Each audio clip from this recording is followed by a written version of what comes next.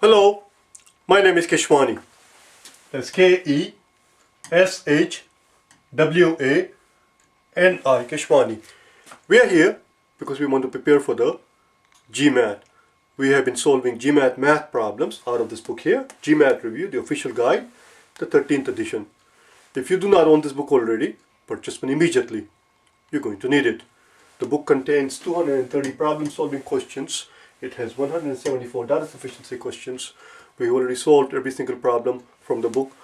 If you're interested in watching any one of the original solutions to the problems, you will find the original solutions from day number 1 through 250. Right now we are in the middle of redoing the problems and we are on page number 161. Please turn to it. Page number 161, the very first problem we're going to do is the first problem that you see there in the second column, number 68. Pretty straightforward, simple question is what it is in front of us. We are given two sets of numbers. Set A has 2, 3, 4, 5. Set B has 4, 5, 6, 7. We're going to pick one number at random from set A. We're going to pick another number from set B. And the question simply is, what are the odds? What are the odds that their sum is going to be 9? Well, let's find out, shall we? The first thing we have to realize is that there are altogether 4 numbers here, 1, 2, 3, 4, and there are 5 numbers here, 1, 2, 3, 4, 5. Altogether 20 possibilities. There are 20 possible pairs that can be picked. So if you're going to pick one number from set A at random and another number from set B at random, there are 20 possible pairs. Let's find out how many of those 20 possible pairs will give us a sum of 9, shall we? We're looking for a sum of 9. We have to start systematically. We can have 2 from the first one, and 7 will give us 9. We can have 3 from the first one, and then we'll have 6 from the other one. We can have 4 from the first one, and 5 from the other one.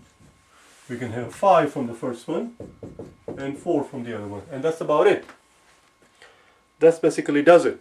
Now, what you have to understand is that these two are two different outcomes. Picking up 4 from the first set of numbers and a 5 from a second set of numbers is different from picking a 5 from the first set of numbers and a 4 from the second set. There are 4 possible outcomes. There are 4 possible outcomes for a total of 20.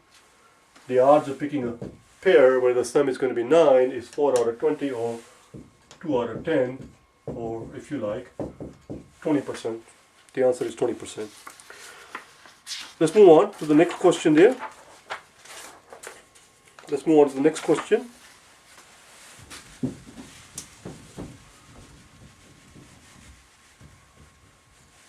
Now listen. Before we go to the next one, let's do a couple of very simple probability questions, just for the hell of it, a bonus ones, okay?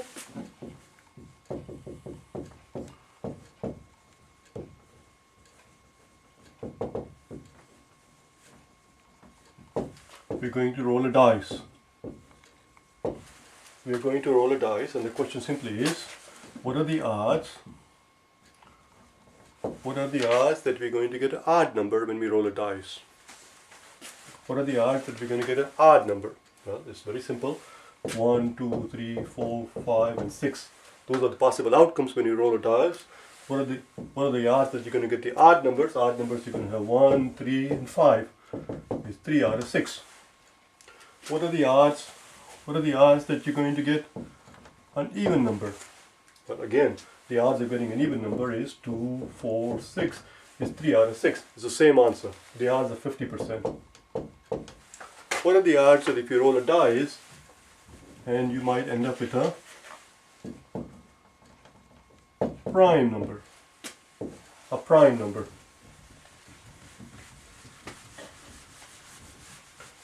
This is not the part that interests us. The part that interests us is coming up where we're going to roll 2 dice together. Prime number. Prime number is going to be 1, 2, 3, 4, 5, and 6 are the possible outcomes. How many prime numbers do we see there?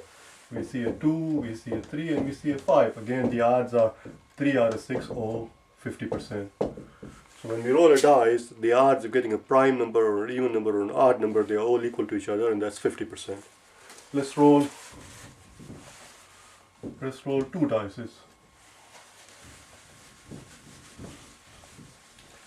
And this is where each time after I write the question on the blackboard, if you want to pause the video and do it on your own, it's up to you. Here's the first one. We're going to roll 2 dice. What are the odds that the sum equals 6? When we roll 2 dice, what are the odds that the pair that we get is such that the sum equals 6? Just now we did 9 from the 2 sets, but here we are rolling dice, and the question is, what are the odds that if we roll 2 dice, the sum is going to be 6? This is a very typical GMAT question. It's an easy question. There's nothing to it, but let's do it anyway. Sum has to be 6, so we can start out with the 1 and 5. 1 on the first dice and the 5 on the other one, or 2 and 4, or 3 and 3, or 4 and 2. See, this is the first one, and 5 and 1. That's it. Go systematically. That's the whole point. 1, 2, 3, 4, 5. 5 out of how many possible outcomes? Well, there are 36 possible outcomes. Because there are 6 possible outcomes in the first dice and 6 possible outcomes in the second dice. So there are 36 different pairs that we can form. 5 out of 36. Let's do one more. What are the odds that if you roll a dice, what you will end up with is a perfect square? Here's a tricky one. Perfect square. Let's find out, shall we? Well, we can't start with 1 because you can't have a 1, because the lowest outcome that you can have is 1 and 1, which is going to be 2. So we have to start with 2 squares. 2 squares is 4. You can have 1 and 3, 3 and 1, 2 and 2. Okay, do it yourself if you want to. Pause the video, as I said before. What's the next perfect square? The next perfect square is, after 4, it's going to come 9, which is going to be 1. We can't have 1 and 8, that's silly. We want a 9. 2 and 7, that's not going to work. 3 and 6 is the only one that is there. 3 and 6. 4 and 6, or 5 and 4, or 4 and 5. Did I miss anything? So here we have one thing. Here's well, I have 3 and 6. Where is 6 and 3? You see, that's why it's important to go slowly and systematically. I have 3 and 6, but I have no, and that's not a 9, that's a 10. What the hell? 3 and 6 and 6 and 3. And as I said, it's a very simple question. It's a very straightforward question, and yet there are chances that you might end up making careless mistakes, as I am doing right now. Because you have to go systematically. That's all it is. There are 7 outcomes. Of course, there are going to be 7 outcomes because there are 4 different parts, 4 different ways we can do it. Which is, if you want a perfect square, you can have 1, 3. As soon as you have 1, 3, you're going to have 3, 1. So that's 1. So that's how you make 4. How do you make a 9? 9 is 3, 6, 6, 3, 5, 4, 5, 4.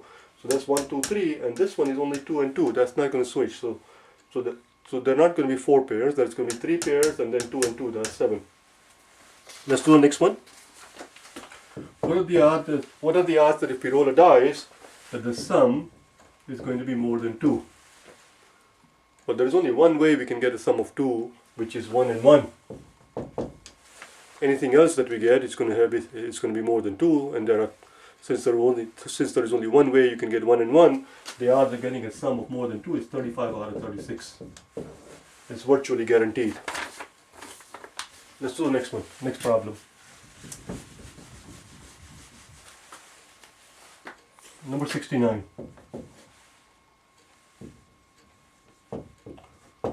Circle with center 2 and -3. We are told that it passes through 5, 0, and the question is, what's the area of the circle? Let's find out, shall we? What's the area of the circle? The center is located at 2 and negative 3. 1, 2, 1, 2, 3. Somewhere here is the center. 2 and negative 3. We are told that the circle goes through 5, 0. 1, 2, 3, 4, 5. It goes through here. This right here represents the radius.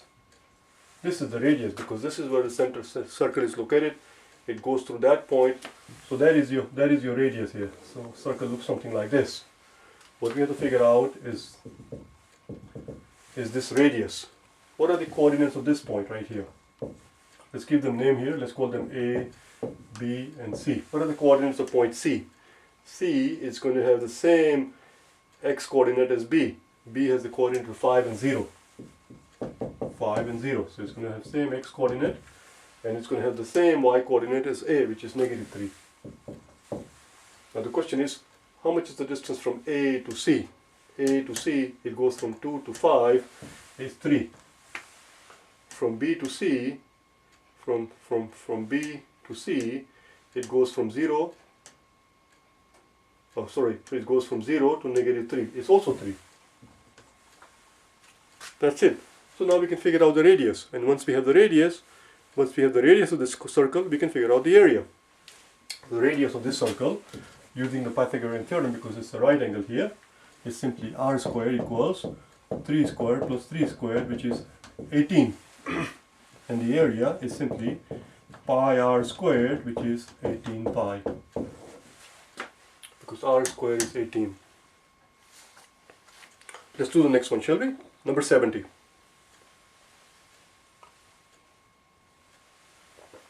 Number 70.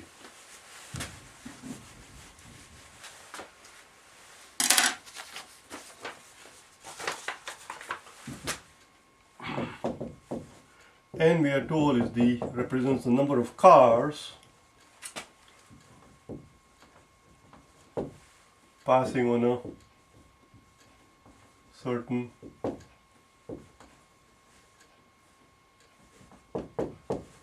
stretch of highway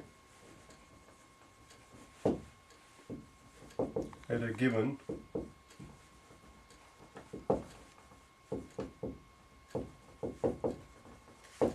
we are told that N represents the number of cars passing through a certain stretch of highway at a given point in time. And in order to figure out how many cars pass through that given stretch on the highway at a given point in time, the formula that we have to employ,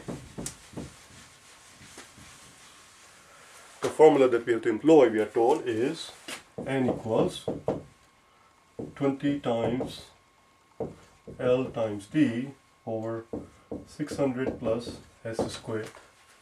Don't worry about the fact that sometimes I'm sloppy. I use small n here, I use large n here.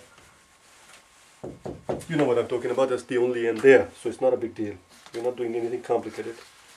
All we have to do is plug in the values that are given to us here. We are told that we are dealing with 2 lanes of highway. So L equals 2. There are 2 lanes. The distance is to be expressed in feet. We are told that in this formula, the distance is to be expressed in feet. But the distance that is given to us is half a mile. Before we do anything at all and before we forget, we need to convert that half a mile into feet, because this distance has to be in feet, we are told. In the formula, the distance is expressed in feet. And they actually tell you how many feet in a mile. 5,280 feet in a mile. So that mile is going to cancel out with that mile, and we are left with feet. Over 600 plus S squared, and S represents the average speed of the cars. Average speed of the cars that are going through that stretch of highway, and then we are told there is 40. And that's all it is. Now from this point on, we simply have to take our time, make sure we don't make any careless error, and we just have to figure it out. Very straightforward. Let's do it on the top.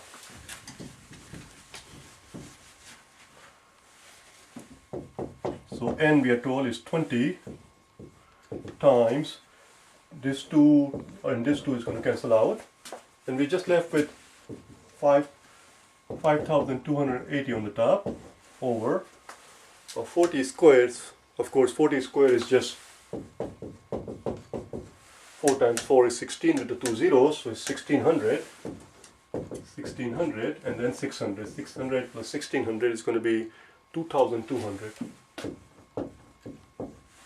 We can knock out the 2 zeros with these 2 zeros. Those are gone. Here we see a 2 and here we see a 22. Let's divide top and bottom by 2. So this becomes 11. And what we are left with at this stage, is 52.8 over 11. Let's do it here. 52.8 over 11. How many 11s in a 52?